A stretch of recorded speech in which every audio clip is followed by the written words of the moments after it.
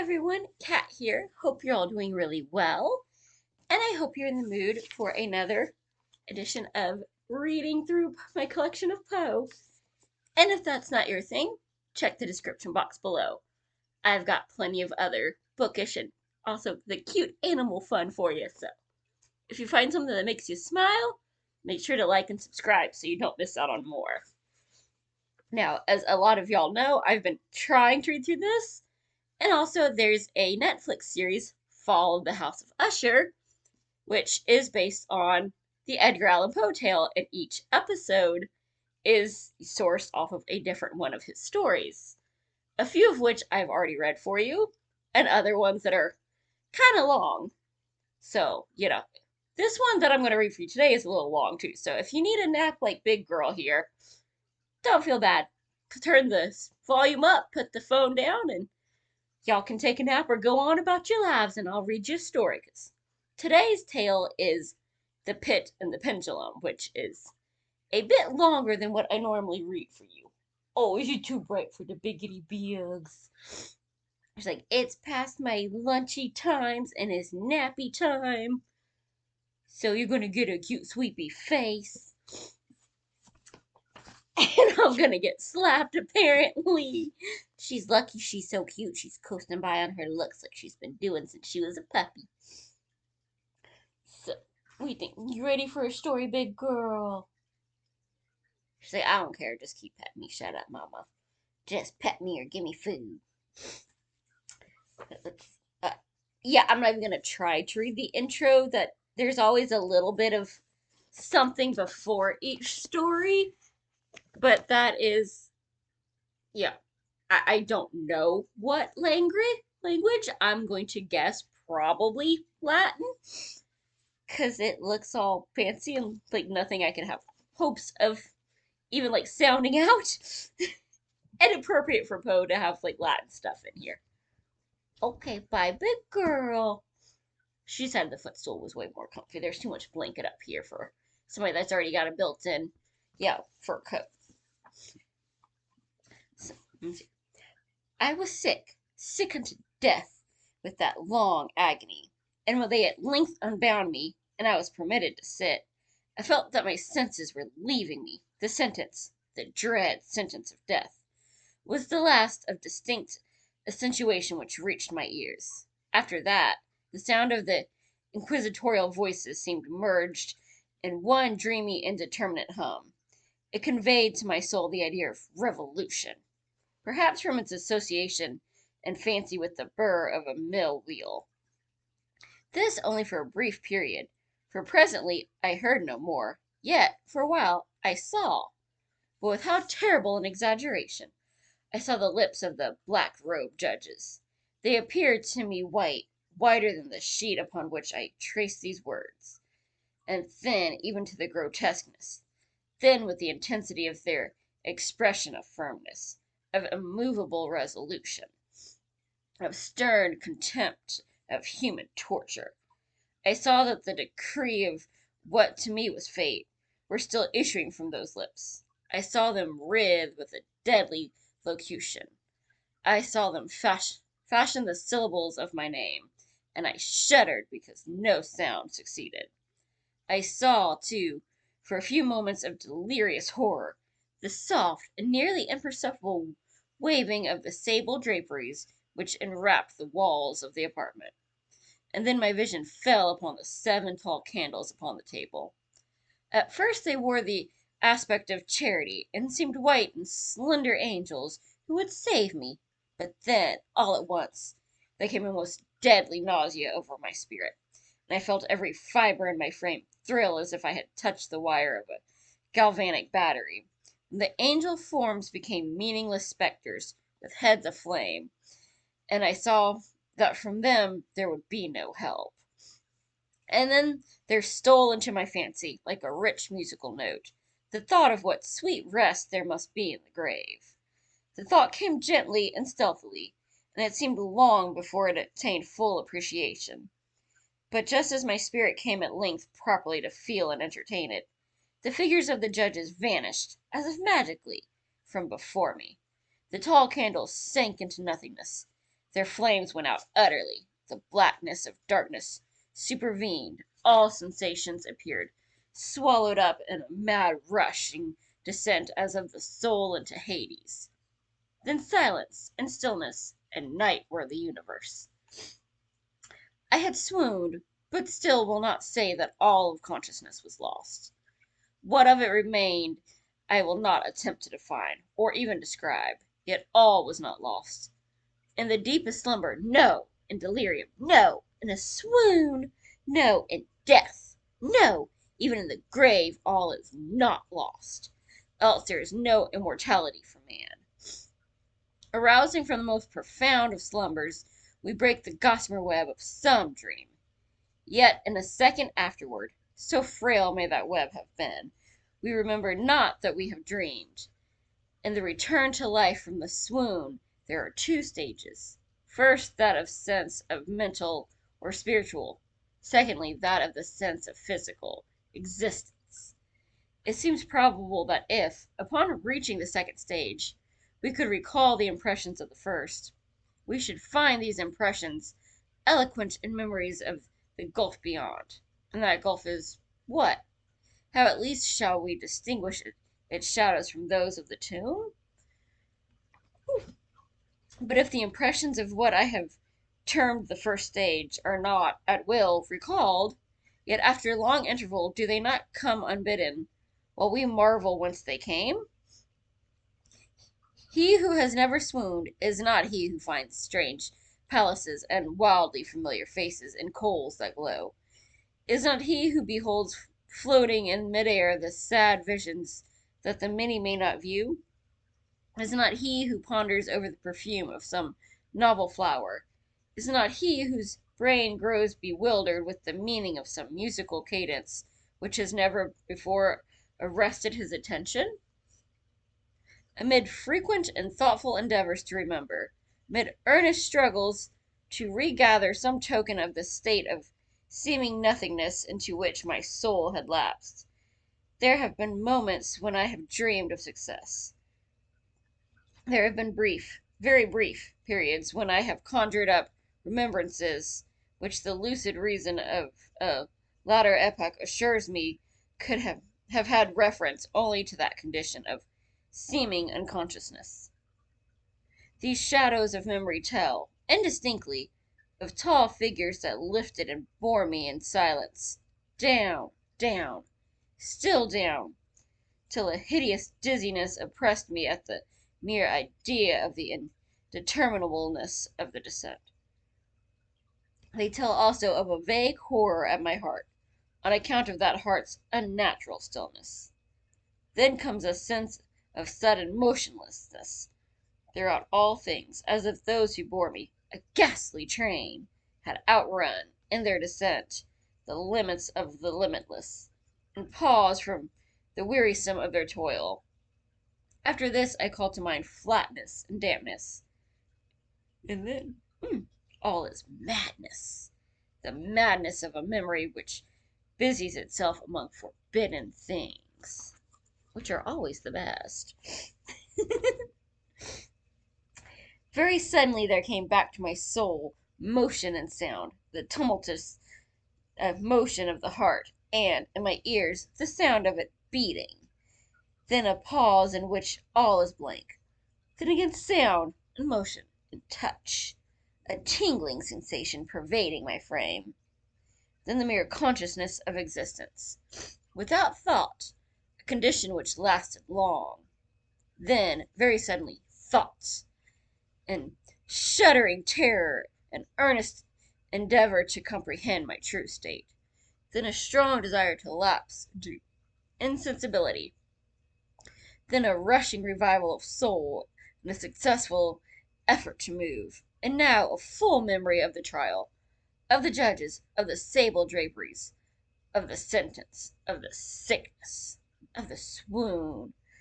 Then entire forgetfulness of all that followed, of all that a later day and much earnestness of endeavor have enabled me vaguely to recall. Oh, I need a little sip after that.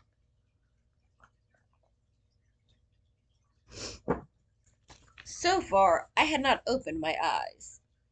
I felt that I lay upon my back, unbound. I reached out my hand, and it fell heavily upon something damp and hard. Then I severed it to remain for many minutes, while I strove to imagine where and what I could be. I longed, yet dared not to employ my vision. I dreaded the first glance at objects around me. It was not that I feared to look upon things horrible, but that I grew aghast lest there should be nothing to see. At length, with a wild desperation at heart, I quickly unclosed my eyes. My worst thoughts then were confirmed. The blackness of eternal night encompassed me. I struggled for breath. The intensity of the darkness seemed to oppress and stifle me. The atmosphere was intolerably close. I still lay quietly, and made effort to exercise my reason. I brought to mind the inquisitorial proceedings, and attempted from that point to deduce my real condition. The sentence had passed, and it appeared to me that a very long interval of time had since elapsed. Yet not for a moment did I suppose myself actually dead. Such a supposition, notwithstanding what we read in fiction, is altogether inconsistent with real existence. But where and in what state was I?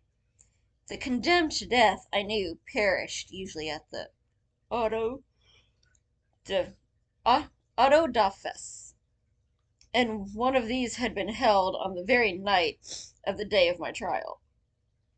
Had I been remanded to my dungeon to await the next sacrifice, which would not take place for many months? This I at once saw could not be. Victims had been in immediate demand. Moreover, my dungeon, as well as all the condemned cells at Toledo, had stone floors, and light was not altogether excluded. A fearful idea now suddenly drove the blood in torrents upon my heart, and for a brief period I once more relapsed into insensibility. Upon recovering, I at once started to my feet. Trembling convulsively in every fibre, I thrust my arms wildly above and around me in all directions. I felt nothing, yet dreaded to move a step, lest I should be impeded by walls of a tomb. Perspiration burst from every pore, and stood in cold, big beads upon my forehead. The agony of suspense grew at length intolerable, and I cautiously moved forward, my arms extended, and my eyes straining from their sockets, in the hope of catching some faint ray of light. I proceeded for many paces, but still all was blackness and vacancy. I breathed more freely. It seemed evident that mine was not, at least, the most hideous of fates. And now, as I still continued to step cautiously onward, there came thronging upon my recollection a thousand vague rumors of the horrors of Toledo, of the dungeons that had been strange things narrated. Fables I had always deemed them, but yet strange and too ghastly to repeat, save in a whisper. Was I left to perish of starvation in this subterranean world of darkness? Or what fate, perhaps, even more fearful, awaited me? That the result would be death, and a death more than customary bitterness, I knew too well the character of my judges to doubt. The mode of the hour were all that occupied or distracted me. My outstretched hands at length encountered some solid obstruction. It was a wall, seemingly of stone masonry, very smooth, slimy, and cold. I followed it up, stepping with all the careful distrust with which certain antique narratives had inspired me. This process, however, afforded me no means of ascertaining the dimensions of my dungeon, as I might make its circuit and return to the point whence I set out, without being aware of the fact. So perfectly uniform seemed the wall. I therefore sought the knife which had been in my pocket when led into the inquisitorial chamber. But it was gone. My clothes had been exchanged for a wrapper of coarse serge. No idea.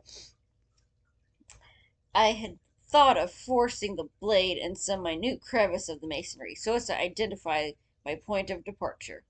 The difficulty, nevertheless, was but trivial, although in the disorder of my fancy it seemed at first insuperable. Okay. I tore a part of the hem from the robe and placed the fragment at full length and at right angles to the wall. In groping my way around the prison, I could not fail to encounter this rag upon completing the circuit. So, at least, I thought, but I had not counted upon the extent of the dungeon, or upon my own weakness. The ground was moist and slippery. I staggered onward for some time, when I stumbled and fell. My excessive fatigue induced me to remain prostrate, and sleep soon overtook me as I lay. That actually doesn't sound too terrible.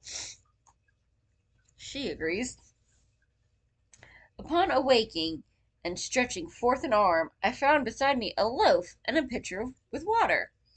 I was too much exhausted to reflect upon this circumstance, but ate and drank with avidity. Shortly afterward I resumed my tour around the prison, and with much toil came at last upon the fragment of the surge. Up to the period when I fell, I had counted 52 paces, and, upon resuming my walk, I had counted 48 more. When I arrived at the rag, there were in all, then, 100 paces, and admitting 2 paces to the yard, I presumed the dungeon to be 50 yards in circuit. I had met, however, with many angles in the wall, and thus I could form no guess of the shape of the vault, for vault I could not help supposing it to be. I had little object, certainly no hope, in these researches, but a vague curiosity prompted me to continue them. Quitting the wall, I resolved to cross the area of the enclosure. At first I proceeded with extreme caution, for the floor, although seemingly of solid material, was treacherous with slime. At length, however, I took courage and did not hesitate to step firmly, endeavoring to cross in as direct a line as possible.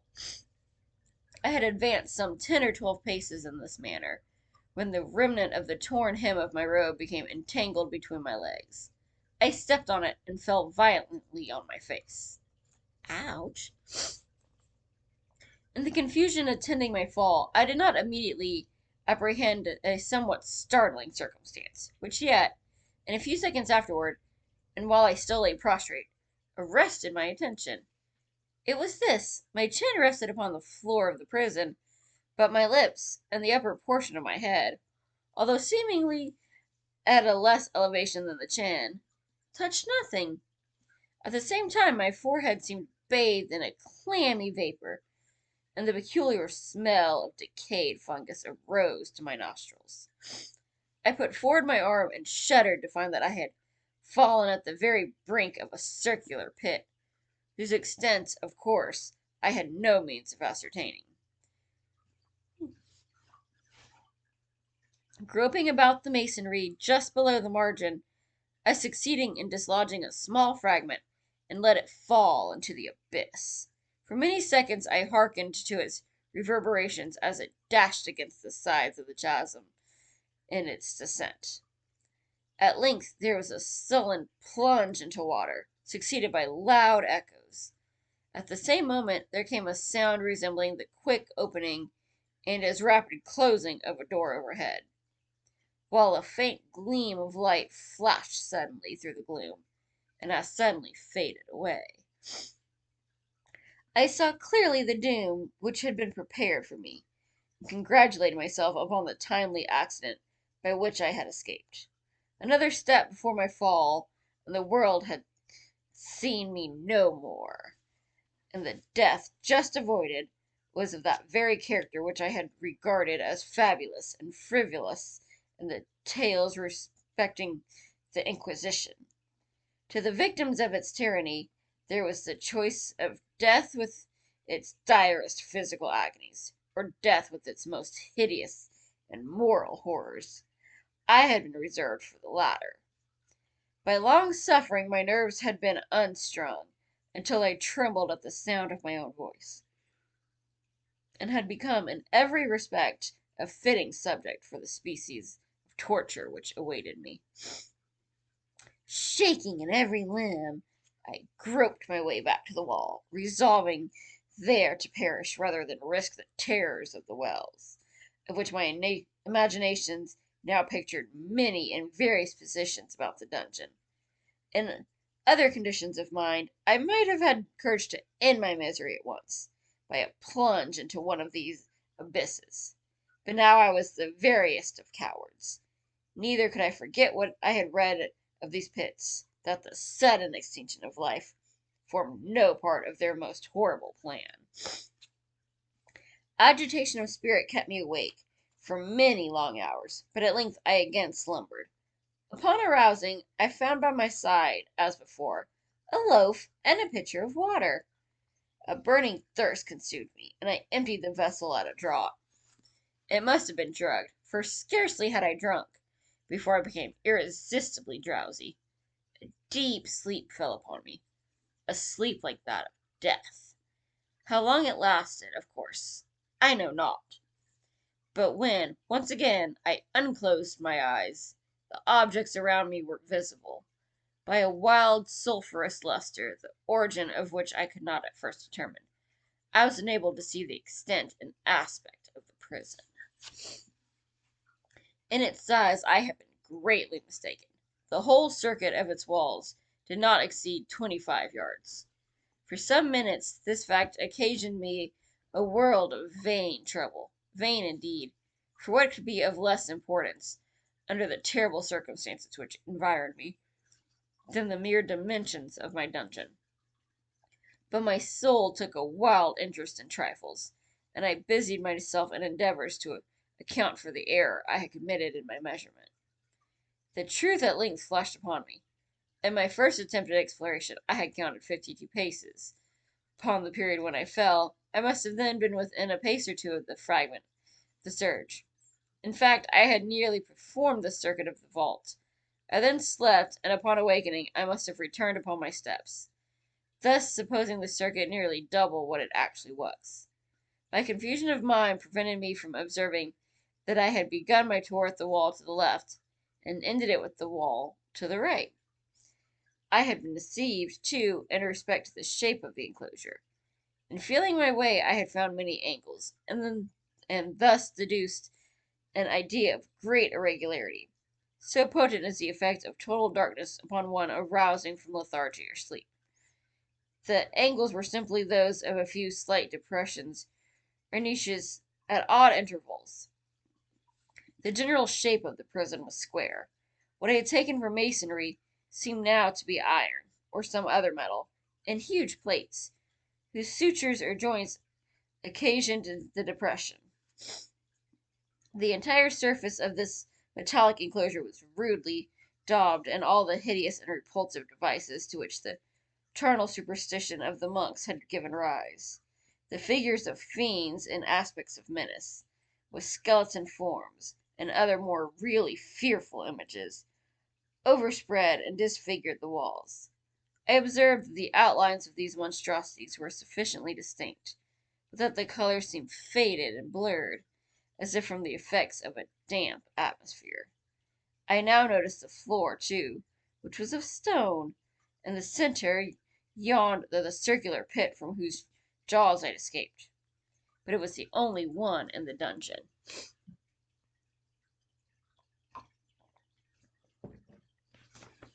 All this I saw indistinctly and by much effort, for my personal condition had been greatly changed during slumber.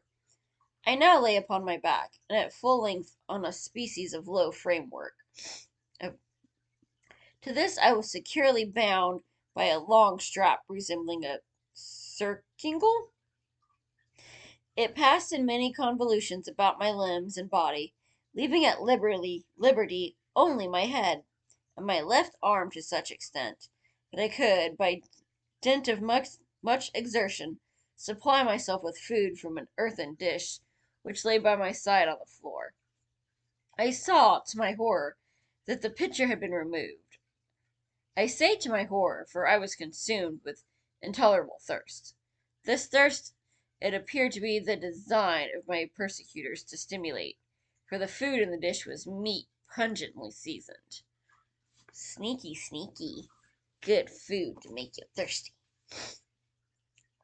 Looking upward, I surveyed the ceiling of my prison. It was some 30 or 40 feet overhead, and constructed much as the side walls. In one of its panels, a very singular figure. Sleepy girl's a bad influence. A singular figure riveted my whole attention. It was the painted figure of Time as he is commonly represented, save that, in lieu of a scythe, he held what, at a casual glance, I supposed to be the pictured image of a huge pendulum, such as we see on antique clocks. There was something, however, in the appearance of this machine which caused me to regard it more attentively. While I gazed directly upward at it, for its position was immediately over my own, I fancied that I saw it in motion. In an instant afterward the fancy was confirmed. Its sweep was brief and of course slow. I watched it for some minutes, somewhat in fear, but more in wonder. Wearied at length with observing its dull movement, I turned my eyes upon the other objects in the cell. A slight noise attracted my notice, and, looking to the floor, I saw several enormous rats traversing it. They had issued from the well, which lay just within view to my right, and even then, while I gazed, they came up in troops, hurriedly, with ravenous eyes, allured by the scent of the meat. From this it required much effort and attention to scare them away. It might have been half an hour, perhaps even an hour, for I could take but imperfect note of time, before I again cast my eyes upward. What I then saw confounded and amazed me. The sweep of the pendulum had increased in extent by nearly a yard. As a natural consequence, its velocity was also much greater. But what mainly disturbed me was the idea that had perceptibly descended. I now observed, with what horror it is needless to say, that its nether extremity was formed of a crescent of glittering steel, about a foot in length from horn to horn, the horns upward, and the under edge evidently as keen as that of a razor. Like a razor also, it seemed massy and heavy, tapering from the edge into a solid and broad structure above. It was appended to a weighty rod of brass, and the whole hissed as it swung through the air. I could no longer doubt the doom prepared for me by monkish ingenuity and torture. My cognizance of the pit became known to the inquisitorial agents.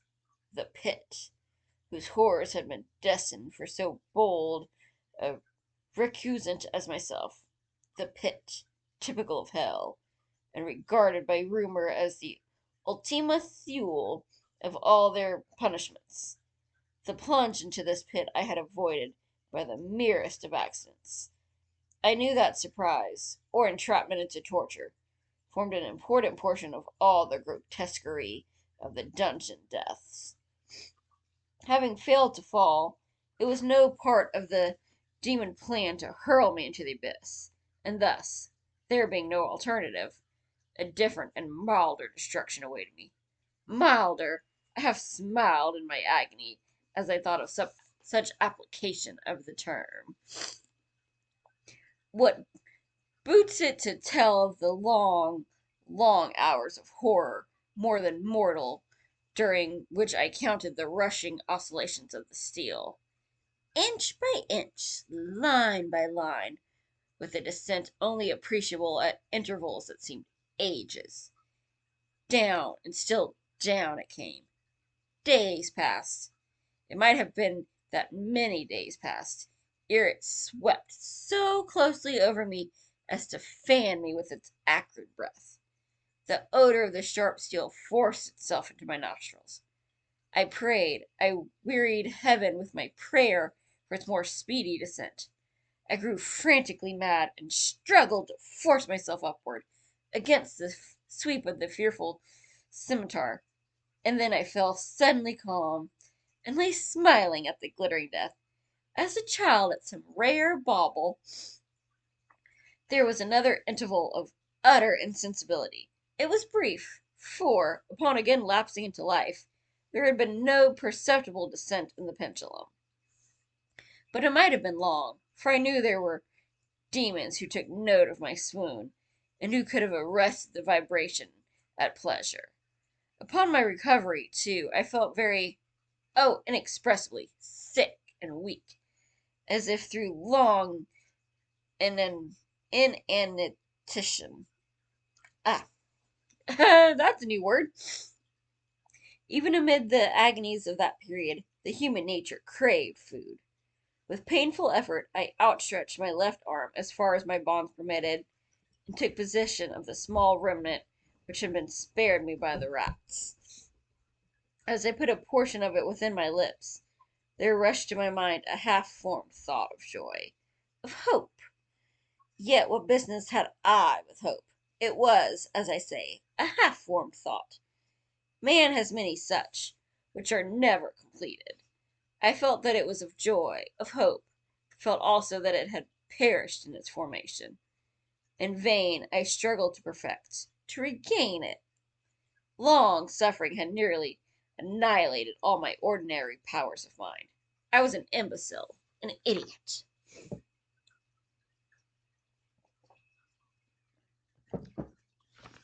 The vibration of the pendulum was at right angles to my length.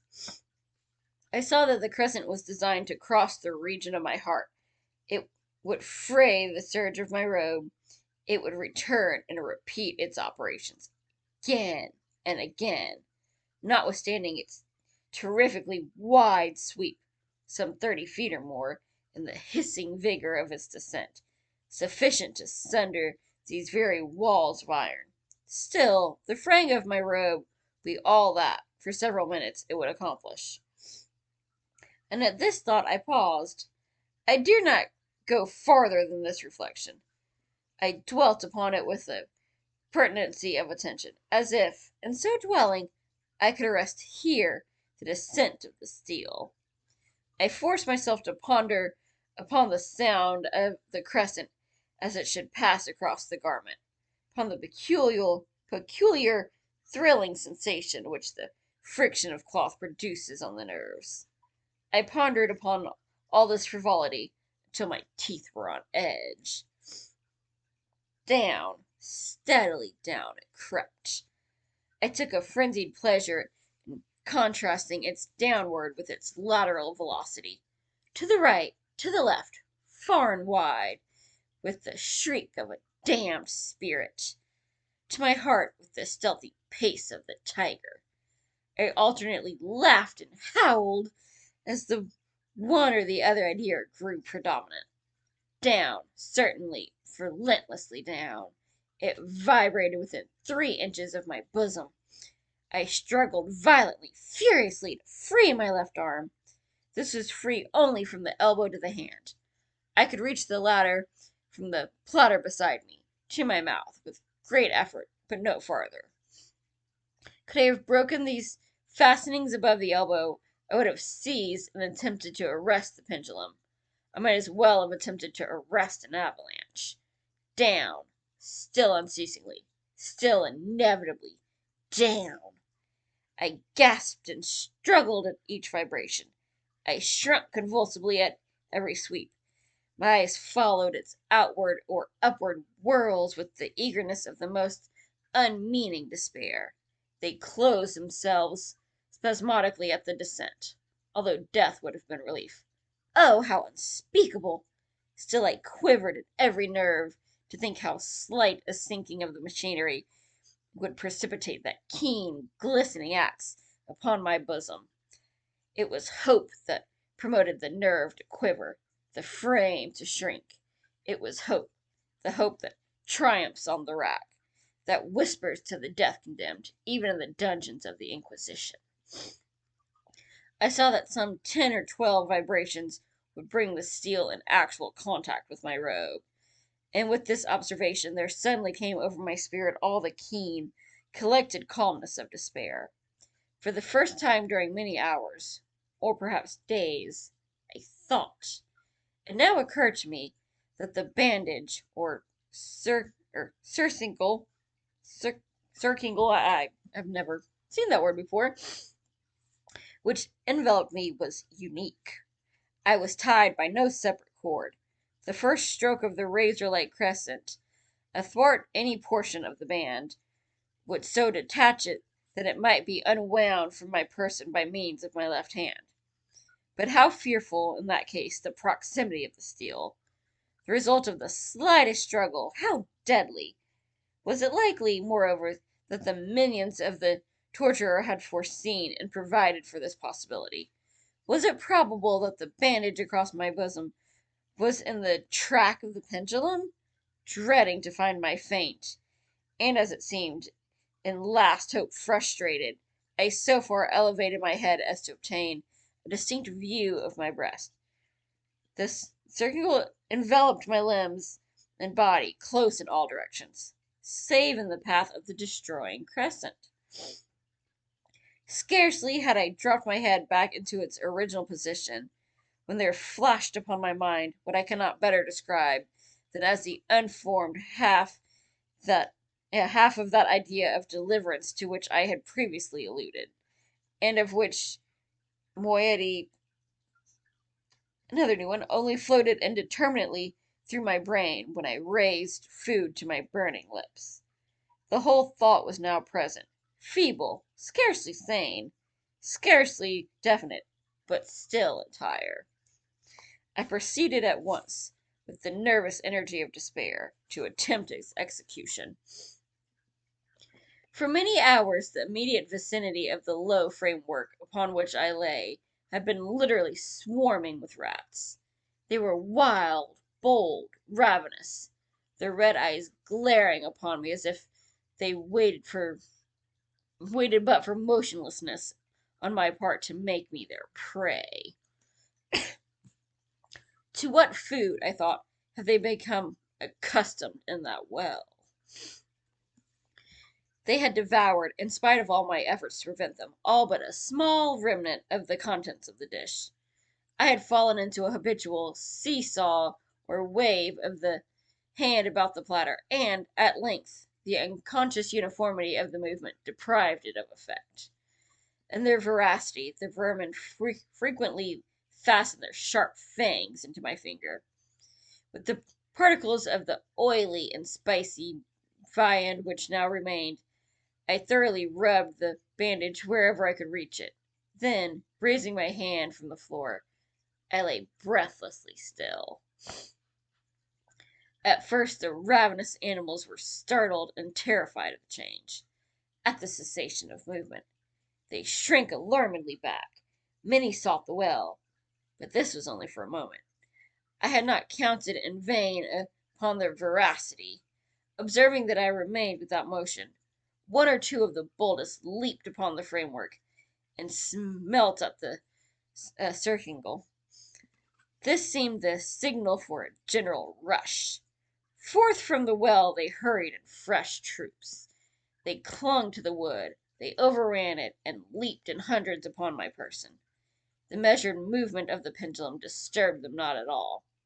Avoiding its stroke, they busied themselves with the anointed bandage. They pressed, they swarmed upon me in ever accumulating heaps. They writhed upon my throat. Their cold lips sought my own. I was half stifled by their thronging pressure. Disgust, for which the world has no name, swelled in my bosom, and chilled with the heavy clamminess of my heart. Yet 1 minute, and I felt that struggle would be over. Plainly I perceived the loosening of the bandage. I knew that in more than one place it must already be severed. But the more than human resolution, I lay still. Nor had I erred in my calculations, nor had I endured in vain. I at length felt that I was free.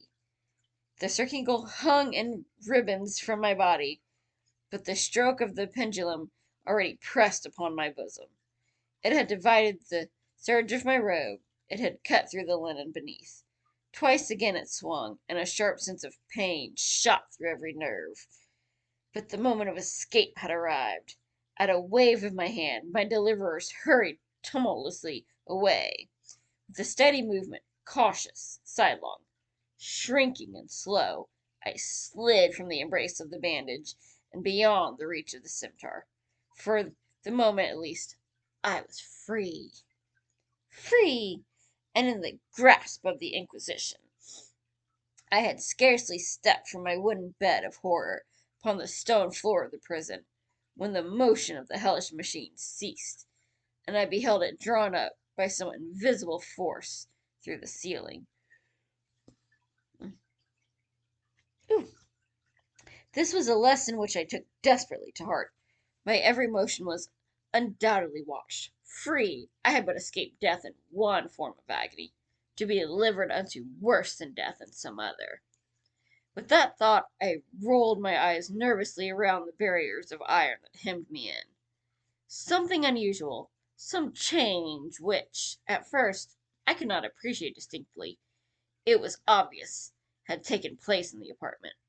For many minutes of a dreamy and trembling abstraction, I busied myself in vain, unconnected conjecture. During this period I became aware, for the first time, the origin of the sulphurous light which illumined the cell. It proceeded from a fissure about half an inch in width, extending entirely around the prison at the base of the walls, which thus appeared and were completely separated from the floor. I endeavored, but of course in vain, to look through the aperture. As I arose from the attempt, the mystery of the alteration in the chamber broke at once upon my understanding. I observed that, although the outlines of the figures upon the walls were sufficiently distinct, yet the colors seemed blurred and indefinite. These colors had now assumed, and were momentarily assuming, a startling and most intense brilliancy that gave to the spectral and fiendish portraitures an aspect that might have thrilled even firmer nerves than my own. Demon eyes of a wild and ghastly vivacity glared upon me in 1,000 directions, where none had been visible before, and gleamed with their lurid luster of a fire that I could not force my imagination to regard as unreal. Unreal! Even while I breathed, there came to my nostrils the breath of the vapor of heated iron. A suffocating odor pervaded the prison. A deeper glow settled each moment in the eyes that glared at my agonies. A richer tint of crimson diffused itself over the pictured horrors of blood. I panted. I gasped for breath. There could be no doubt of the design of my tormentors. Oh, most unrelenting! Oh, most demoniac of men! I shrank from the glowing metal to the center of the cell. Amid the thought of the fiery destruction that impended, the idea of the coolness of the well came over my soul like a balm. I rushed to its deadly brink. I threw my straining vision below. The glare from the enkindled roof illumined its inmost recesses. Yet, for a wild moment, did my spirit refuse to comprehend the meaning of what I saw. At length, if forced, it wrestled its way into my soul. It burned itself in upon my shuddering reason. Oh, for a voice to speak! Oh, horror! Oh, any horror but this! With a shriek, I rushed to the margin, and buried my face in my hands, weeping bitterly. The heat rapidly increased, and once again I looked up, shuddering as with a fit of the ague. There had been a second change in the cell, and now the change was obviously in the form. As before, it was in vain that I at first endeavored to appreciate or understand what was taking place. But not long was I left in doubt. The inquisitorial vengeance had been hurried by my twofold escape, and there was to be no more dallying with the king of terrors. The room had been square. I saw that two of its iron angles were now acute, two consequently obtuse. The fearful difference quickly increased with the low rumbling or moaning sound. In an instant the apartment had shifted its form into that of a lozenge. But the alteration stopped not here. I neither hoped nor desired it to stop. I could have clasped the red walls to my bosom as a garment of eternal peace. death, I said.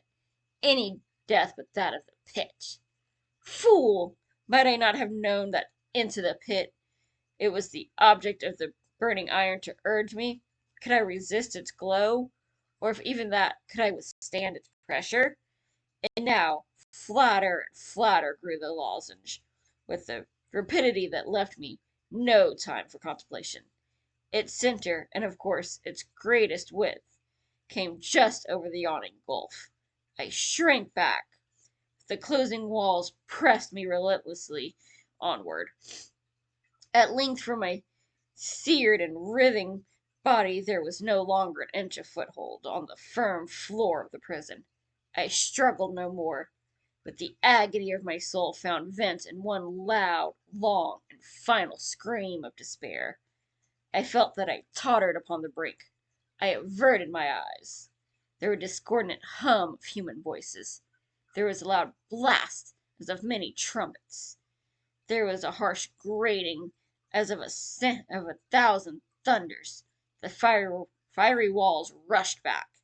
An outstretched arm caught my own as I fell, fainting, into the abyss. It was that of General Lasalle. The French army had entered Toledo. The Inquisition was in the hands of its enemies. That was pretty good. No wonder they used that for an episode. A few words in there I've never seen or heard before, so sorry about stumbling over those, but hopefully you enjoyed that, and, well, now you've got some more understanding if you lost your collection but want to know about the, background stories that they're using to create the various episodes. Here's all the source materials, big old thing, and hopefully you got a, nice snuggly puppy or took a nap like big girl who decided to go flop out on the floor over there where it's nice and cool. And I will see you in the next one. Bye. Happy reading.